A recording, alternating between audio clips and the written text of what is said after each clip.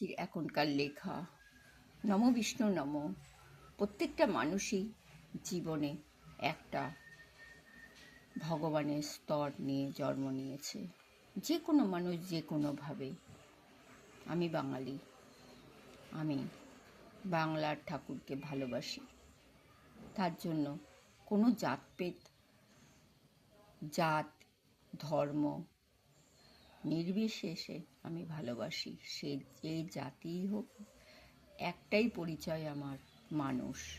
আমি আমার মতো, তারা তাদের মতো, কিন্তু মানুষের থেকে বড় কিছু পৃথিবীতে হয় না। যারা মানুষকে ভেদাভেদ করে তারা এই পৃথিবীতে বেঁচে থাকার কোনো অধিকার নেই।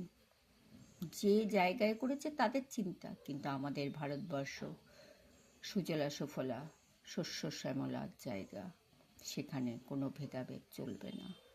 ভারতবর্ষের মাটিতেই সৃষ্টি হয়েছে ৩৯ দেবতার আহ্বান। সেখানে কোনো বর্ণ নেই, জাতি নেই, নির্বিশেষে পুজো হয়, নির্বিশেষে সবাই পুজো দেখে। যে যেই জাতি হোক সে সেইভাবে করে, কিন্তু বাঙালিরা ভুলে যায়নি বিষ্ণুর কথা। নম বিষ্ণু নম। আজকের থেকে সবাই যেন নম বিষ্ণু নম বলে, তাহলেই আমার জীবনের বড় পাওয়া। ভরার ঘরে আজ এসেছি নম বিষ্ণু নম হয়ে। সংখ্যায় বাড়ুক মানুষ, ভরার লেখে ভরা মুখে বলে।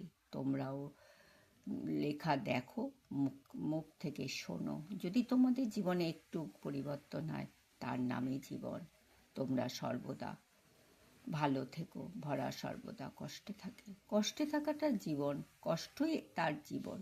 কষ্টকে জয় করার জন্য তোমাদের পথ বেছে নিয়েছে। তোমরা যদি পারো ভরাকে ভেবে চিনতে মনের একটু জায়গা করো।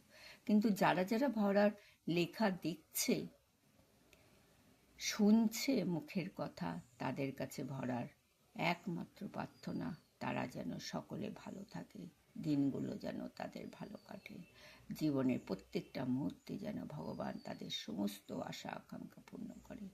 তোমাদের আশীর্বাদের ছোঁয়া বারবার মাথায় ঝরে পড়ুক। ভগবানের আশীর্বাদের ছোঁয়া বারবার মাথায় ঝরে পড়ুক। ভরা লিখবে, চিরকাল লিখবে, ভরা কলম চলবে, মুখ চলবে, এই আশা ভরসা নিয়ে পথ চলা।